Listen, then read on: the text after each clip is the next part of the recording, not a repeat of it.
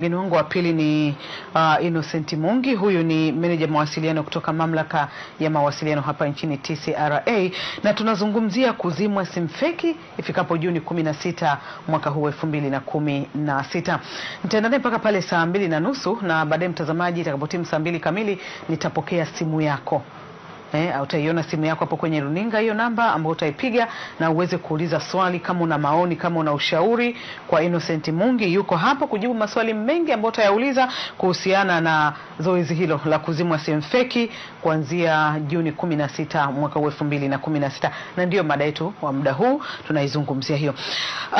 Meneja, karibu. Asante sana, nashukuru. Mmekuwa mkiliongelea sana Takriban miaka 4.5 sasa tunalizungumzia. Sawa sawa. Kwa nini mnazima simu feki? Ziko sababu za msingi kubwa, tunaweza kusema kama 3. Ya kwanza, simu bandia, tunapenda kutumia neno bandia kuliko kusema simu feki. Simu bandia zina madhara makubwa sana. Kwanza ya kiafya, lakini vile vile kwenye network kule katika kutoa huduma yenyewe inasababisha usumbufu katika kutoa huduma. Lakini la mwisho kabisa ni masuala ya ulinzi na usalama. Tukiangalia hili la kiafya, hizi simu zinavyotengenezwa zinatakiwa zipite katika testi mbalimbali. Testi ya kwanza ni kuhakikisha zimetengenezwa kwa material ambayo inakidhi afya za binadamu, nikiwa na maana ya kwamba kwa mfano swala la mionzi, lazima ipimwe mionzi ile simu inayo emit, je, imefikia kwenye threshold. Kuna kitu inaitwa threshold, kiwango ambacho hakitamdhuru mwanadamu. Lakini pia material iliyotengeneza ile simu, utakumbuka miaka kadhaa nyuma simu nyingi zilikuwa na sumaku, ukiweka hata kijiko tu inaokota, ukiweka au mwingine akiweka sikio na anakuambia sikio linashika moto. Sawa kabisa. Kwa hiyo, na utakumbuka wakati ule simu nyingi zilikuwa za bati, za chuma, marisasi na nini. Lakini ukiangalia sasa hivi kadri siku zinavyoenda, simu zinaelekea kama kuwa plastiki. Kwa nini? Kwa sababu kulikuwa na material. Kwa mfano asbesto ikitengeneza simu, tunajua madhara ya asbesto, kuna issue za kansa, lakini mle ndani kuna materials zingine. Kwa mfano simu bandia nyingi zimekutwa na kitu kinaitwa lead, ni chemical fulani ambayo pia inasababisha kansa. Lakini vile vile madhara mengine ni ya uharibifu wa mali pamoja na fedha. Kwa mfano mtu anayenunua simu bandia, gharama ya kutengeneza simu bandia inaweza isizidi $7, tuseme kama shilingi 15,000, lakini unainunua kwa shilingi milioni 2. Ile thamani yake haipo kabisa. Lakini la msingi pia hazikidhi viwango ambavyo vinaweza kuifanya hiyo simu ifanye kazi vizuri kwenye network. Mfumo hata ule wa kuchaji tu umeme. Tumeona ukiwauliza ndugu zetu wazima moto, matukio makubwa ya kuungua kwa nyumba. Sababu zingine kubwa nyingi ni hiyo ya kwamba ule mfumo wa umeme wa kupokea ile simu iweze kuchaji hauko katika kiwango kinachotakiwa, kwa hiyo haiwezi kuhimili ule mfumo wa umeme. Kwa hiyo unakuta nyingi zinalipuka na zinaleta madhara. Lakini tunaonaga kwenye mitandao tu watu wanaposti picha za watu wameungua na simu, lakini hawasemi ni simu zipi. Wanasema tu usikae na simu, usilale na simu, lakini hawaelezi ni ipi. Kimsingi nyingi ni hizi bandia ambazo haziko katika kiwango, na ndio maana zinaweza kuleta madhara kama hayo. Kwa mfano nyinyi kina mama, kuna maeneo mengi mnaficha simu kuogopa kuibiwa. Sasa yale maeneo wakati mwingine kuna jasho. Sasa lile jasho likitoka likaingia kwenye ile simu inalipuka, kwa sababu hata ule mfumo wake wa kuzuia maji yasiingie hauko imara. Kwa hiyo madhara ni mengi, hasa ya kiafya. Lakini kwenye network, nitoe mfano ambao ni rahisi ambao unaweza kueleweka. Kwa mfano unaendesha gari bovu ndani ya highway ambayo inatakiwa utembee kilomita 80 kwa saa, lakini wewe gari yako inaweza kwenda maximum kilomita 20 kwa saa. Lazima utasababisha msongamano na vurugu kwa wale wanaotumia barabara. Hivyo hizi simu zinapokuwa nyingi kwenye network zinaharibu uwezekano wa ile network kufanya kazi kama inavyokusudiwa. Kwa utakuta network nzima watu wanalalamika, ukipiga simu hupati, simu inakatika kabla hujamaliza kuongea na kadhalika. Hayo yote ni madhara, lakini makubwa ni yale ya kiafya, lakini vile vile na masuala ya usalama, kwa sababu hizi simu zinatumika kwa shughuli mbalimbali. Lakini Innocent Mungi, kwa nini iwe wakati huu? Wanasema kila kitu kina wakati wake. Sisi tulitakiwa kuzima hizi simu tangu mwaka 2012. kwa mujibu wa sheria ile ilitoka ya mawasiliano ya kielektroniki na posta, ilitoka mwezi wa 6 mwaka 2010. Kanuni zake Mheshimiwa Waziri wa Mawasiliano wakati ule akatoa kanuni mwezi wa 11 mwaka 2011. Na kama nakumbuka nilikaa hapa ingawa kiti sio hiki, Hassan Marine akinihoji maswali magumu sana kwamba mbona wenzenu Kenya wanazima, nyinyi bado hamzimi. Lakini sisi tuliangalia mambo makubwa mawili. La kwanza, athari katika uchumi wetu, lakini tukizingatia pia madhara ya hizo simu. Kwa hiyo watu walikuwa hawajajiandaa, na wakati ule tulikuwa na zaidi, kama sikosei, tulikuwa na asilimia karibu 40 ya simu bandia kwenye soko letu. Ukiziondoa hizi ghafla kama wenzetu walivyofanya, tuliona madhara walioyapata. Lakini sisi tulitaka kwanza ni kuhakikisha tuna utaratibu mzuri ambao watu wataweza kuufuata, ikiwa ni pamoja na kuhakikisha kwamba tunaandaa makampuni ya simu kuweza kununua vifaa vitakavyoweza kupata zile namba tambulishi za kutambua simu bandia na simu halisi.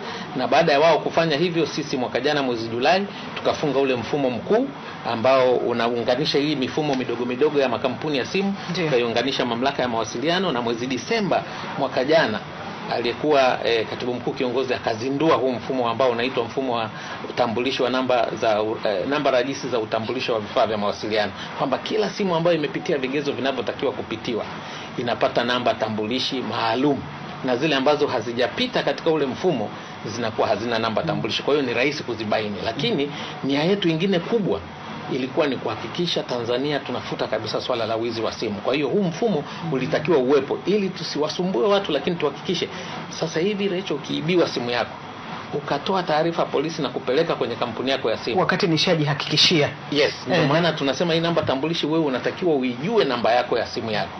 Kwa sababu ukisema leo simu yangu imeibiwa, ukaenda Vodacom, kama wewe ni mteja wa Vodacom au Tigo au kampuni yoyote, baada ya kupeleka taarifa polisi, hiyo simu inafungwa. Na hata ukiipata unaweza ukarudi ukasema simu yangu nimeipata, ikafunguliwa. Kwa hiyo sasa hivi unaweza kuamua chochote kuhusu simu yako. Lakini cha msingi pia, yale matumizi yasiyo sahihi ya hivi vifaa kwenye masuala ya uhalifu ni rahisi kuweza kufuatilia. Hatuwezi kuyaongea haya kwa urefu sana, lakini ndio hali halisi. Kwa nini sasa utatutajia baadaye hatua hizo? Manake limekuwa ni somo la muda mrefu, tunaendelea kukumbusha. Tutajia hatua za kuweza mtu kuhakiki simu yake kama ni bandia ama la. Lakini Mungi, mmewaandaje wananchi wa kawaida au wananchi wote hata wakati ambao wana hizo simu bandia, mmewaandaje kisaikolojia kuweza kuyapokea? Ina maana sasa hapo idadi itapungua ya watumiaji wa simu za mkono. Pengine tukumbusha hadi sasa tuna watumiaji wangapi wa simu, na zoezi mtakalo liendesha hili litapunguza kwa kiasi gani, lakini hawa mtaweka katika nafasi gani? Asante. Kama kawaida na kama ilivyo kwa serikali yoyote makini duniani, haifanyi masuala kama haya kwa kupurupuka. Serikali ya Tanzania kupitia Mamlaka ya Mawasiliano, na tangu wakati ule maandalizi Wizara ya Mawasiliano, Sayansi na Teknolojia, na sasa hivi Wizara ya Uchukuzi, Ujenzi na Mawasiliano, tulikuwa tumejipanga vizuri. Tulihakikisha kwanza tunataka kujua ni idadi gani na watu gani wanaotumia hizi simu bandia. Kwa hiyo tulibidi tufanye tathmini, na ikaonekana simu bandia ambazo zinakuja Tanzania. Kwanza tufahamu kwamba simu bandia sio tatizo la Tanzania peke yake, maana kuna watu wanaona kama hili ni swala la Tanzania peke yake. In fact, dunia nzima, kwa mfano soko la Marekani peke yake, simu bandia ni biashara ambayo inafikia karibu dola bilioni 6. Kwa mfano, kwa taarifa ambazo za mwaka 2014 ambazo walitoa Marekani, walikuwa na biashara ya simu bandia inafika karibu kwenye 6 billion US dollars. Kwa hiyo unaweza ukaangalia ni biashara kubwa kiasi gani. Na sisi Tanzania ni watumiaji tu, lakini kuna watu, magenge ya kimataifa ya uhalifu ambao hutengeneza hizi simu na kuziingiza sokoni. Na kwa ujumla wake bidhaa bandia ziko za kila aina, madawa, vifaa vya ujenzi na kadhalika. Lakini kwa upande wa simu wanasema wenyewe ni multi-billion business. Sasa sisi kama Tanzania tuliona ni simu bandia ni zipi kwanza. Simu bandia nyingi, hakuna mtu anatengeneza simu bandia akaiuza shilingi 50,000. Kwa nini wanatengeneza simu bandia? Wanataka kupata faida kubwa, haraka, na kwa watu ambao wana uwezo wa kubadilisha hizi simu mara kwa mara. Ukienda ukatengeneza simu ya tochi bandia ambayo thamani yake kutengeneza maximum ni dola 8, mpaka ukaileta Dar es Salaam labda ikafika kwa dola 10, na wewe ukaiuza kwa shilingi 25,000, watu wanaonunua simu ya 25,000 ambao kuna tafsiri ngumu mimi sijaweza kuipata ya Mtanzania wa kawaida, simu ya 25,000 utaziuza ngapi ili upate fedha nyingi za kuweza kugharamia hiyo? simu bandia gharama ya kutengeneza inaweza kafika kama $6 au $7, lakini bei yake ni kuanzia shilingi 500,000 na kuendelea, kwa sababu wanaangalia target yao ni watu kwanza wenye uwezo, watu ambao wana uwezo wa kubadilisha mara kwa mara. Kuna mtu simu ikitoka tu yeye wa kwanza, lakini mkulima ambaye anauza mazao mara moja kwa mwaka anaweza kanunua simu moja baada ya miaka mitatu, na anapouza yale mazao yake ana priority nyingi. Kwa hiyo watu wanajua kabisa hawa ni watu tunaposema wahalifu wa kimataifa, wanajua sikitengeneza simu ya kwenda kuuza 50,000 hakuna mtu atakayenunua, tauza simu 20 labda katika kijiji moja kwa mwaka. Kwa hiyo target yao sio. Tuna watumiaji wangapi hivi sasa? Sasa hivi tuna line za simu takribani milioni 39.8. Tunaweza tukasema tunakaribia milioni 40. Na hii haina maana ni watu. Kwa sababu inawezekana kuna mtu mwingine ana simu 3, wengine wana simu 2, lakini kuna simu moja inatumika na zaidi hata ya watu 10. Mimi nafahamu kijiji kimoja tulienda, mwalimu mkuu ndo ana simu pale kijijini ambayo inaaminika na misiba yote ya huo mji inasikika kwenye ile nyumba ya yule mwalimu, kwa sababu ataambia njoo saa 5 kuna simu. Mtu akija pale anatoa habari ya msiba. Kwa naona simu moja inaweza kutumika na watu mpaka 10, lakini kuna mtu mmoja ana simu 3. Kwa hiyo katika kufuatilia matumizi kwa hiyo zoezi hili litapunguza sana matumizi. Hapa halitapunguza kabisa. Sasa hebu tuende tuangalie takwimu. Wakati tunaanza zoezi hili, kwenye siku tulipowasha mtambo kuonyesha simu bandia ni kiasi gani, zilikuwa 30% ya simu zetu zote zinazotumika kwenye network zetu hapa Tanzania. Na ndio ikaonekana tukizima ghafla, kuna watu, kwa mfano mtu hana uwezo wa kureplace simu yake katika kipindi cha siku moja. Kwa hiyo tukafikiria kwamba tunafanyaje, tukasema hebu tutoe muda wa kuweka ukomo kwamba ikifika tarehe 16 mwezi Juni, na hii tangazo lilitoka Disemba mwaka jana, lakini hii ni baada ya kutoa elimu kwa takriban miaka 3.5. Tumezunguka nchi nzima tukitoa elimu kwamba jamani watu watambue simu zao na kadhalika. Lakini ile Disemba tukasema sasa tunaenda kuzima. Kwa hiyo kipindi kile Disemba tarehe 17 tulikuwa na 30%. Lakini ilipofika mwezi Februari tukafanya tena tathmini, ikashuka mpaka 18%. Lakini baada ya hapo tukaendelea, tumezunguka nchi nzima. Sasa hivi imebaki mkoa wa Lindi, Mtwara, Kigoma na Pwani ambao tunamaliza wiki hii. Na ninavyoongea hivi wenzangu wako Morogoro, kesho wanakuja Kibaha, na wiki hii watakwenda Lindi na Mtwara kumaliza kabla ya tarehe 16. Tumepiga elimu kwa kushirikiana na wenzetu wa FCC, tume ya ushindani, pamoja na TBS, shirika la viwango, na zilishuka zile kutoka 18% mpaka mwezi Machi zikafika 13%. Sasa hivi nikirudi leo pale ofisini tunaendelea na tathmini ya kuona kabla ya kufika Jumatano next week zitakuwa 10% ngapi, na tuna hakika zinaweza